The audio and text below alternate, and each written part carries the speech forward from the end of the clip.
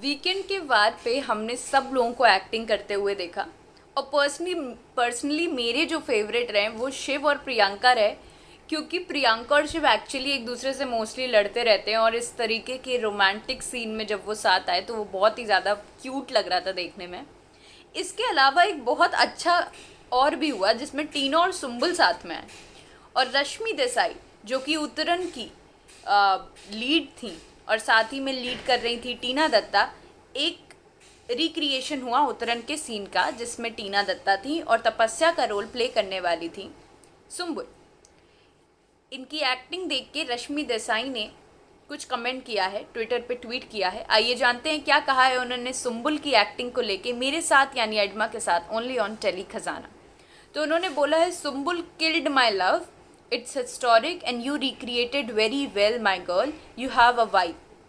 और ऐसा सुनने में भी आ रहा है कि सुम्बुल को नागिन 7 ऑफर हो चुका है। मतलब इतना पसंद आया एकता मैम को कि उन्होंने शायद अब सुम्बुल को नागिन 7 में हम देखेंगे, ये जो बहुत बड़ी चीज़ है सुम्बुल के लिए।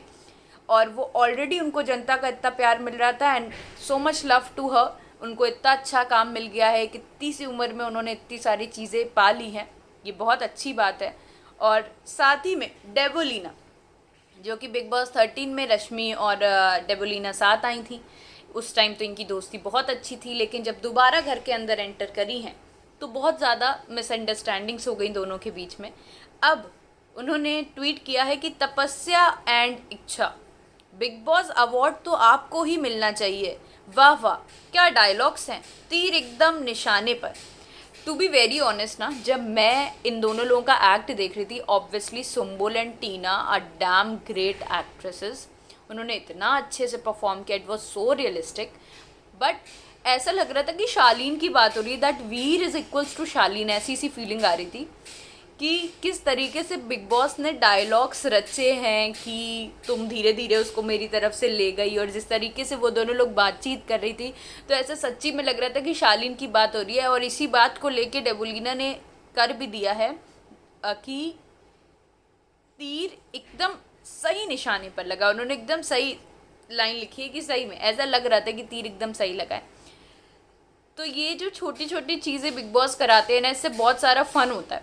और सुम्बुल की इतनी अच्छी एक्टिंग की वजह से अब उन्हें नागिन 7 ऑफर हो चुका है, जो कि बहुत बड़ी खबर है।